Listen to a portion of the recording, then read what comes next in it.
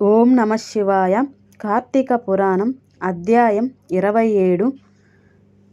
విష్ణుమూర్తి పట్ల అసమానమైన భక్తి శ్రద్ధలు కలిగిన వారు మాత్రమే విష్ణులోకానికి చేరుకుంటారని ధర్మదత్తుడితో విష్ణుదూతలు చెబుతారు.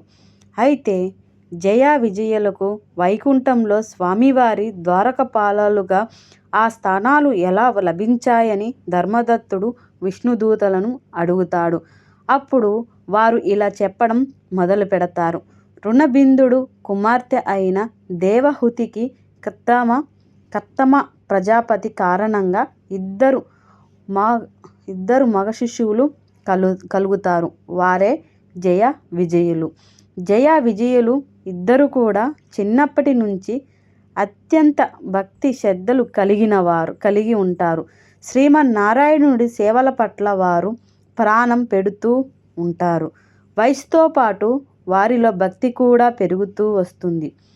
అనేక యాగాలు నిర్వహించిన వారు స్వామి సాక్షాత్కారాన్ని పొందుతారు.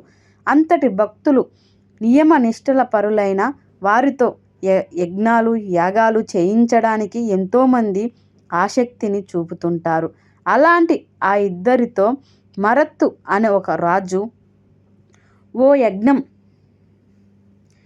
చేయిస్తాడు. ఇద్దరు కూడా ఎంతో గొప్పగా ఆ యజ్ఞాన్ని నిర్వహిస్తారు.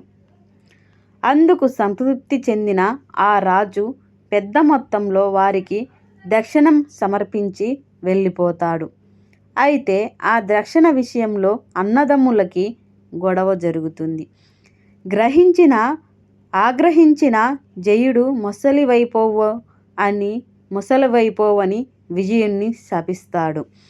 ఆయన కూడా కోపించి ఏనుగులా మారిపోమని జయుణ్ణి శపిస్తాడు.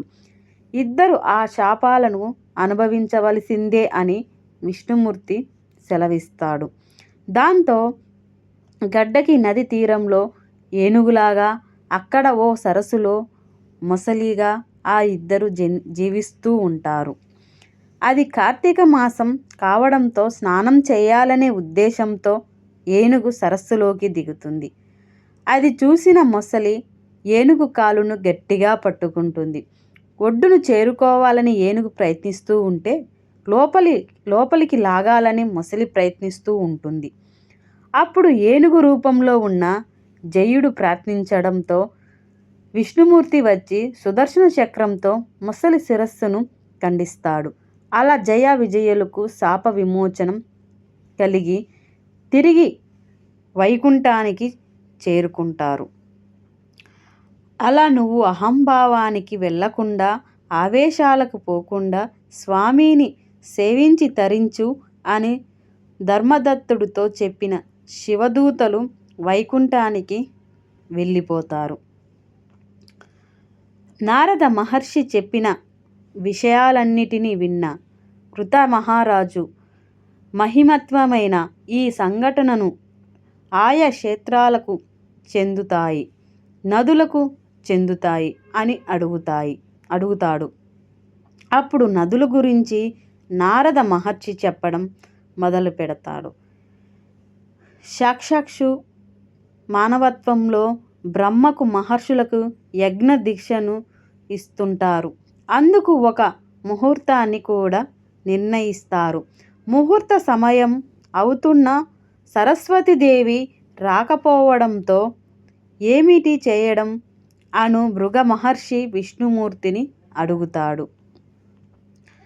సరస్వతీదేవి కోసం ఎదురు చూస్తే సమయం లేకపోవడం వలన బ్రహ్మదేవుడికి మరో భార్య అయిన గాయత్రిని ఆహ్వానించి కార్యక్రమాన్ని నడిపించమని విష్ణుమూర్తి చెబుతాడు. మృగ మహర్షి అలాగే చేస్తాడు. అదే సమయంలో సరస్వతీదేవి అక్కడికి చేరుకుంటుంది. తన స్నానంలో గాయత్రిని ఉంచి ఆ కార్యక్రమాన్ని నడిపించడం పట్ల ఆమె ఆవేశాలకి వ్యక్తం చేస్తుంది. ఒక రకంగా తనని అవమానపరిచినట్టేనని అసహనాన్ని ప్రదర్శిస్తుంది. వాళ్ళంతా కూడా నది రూపాలు పొందాలంటూ శపిస్తుంది. సరస్వతీదేవి ధోరణి పట్ల గాయత్రి కూడా అసహనాన్ని వ్యక్తం చేస్తుంది. తాను కూడా బ్రహ్మకి భార్యనేననే విషయాన్ని మర్చిపోవద్దు అంటుంది. తాము నదులుగా మారిపోయేలోగా ఆమె కూడా నదిగా మారిపోవాలని ప్రతి శాపం ఇస్తుంది. అలా సరస్వతీదేవి శాపం వలన బ్రహ్మ, విష్ణు, మహేశ్వరులు, గాయత్రి నదులుగా మారిపోయి తూర్పు దిశగా ప్రవహించడం మొదలు పెడతారు. సరస్వతీదేవి శాపం వలన గాయత్రి, ఆమె శాపం వలన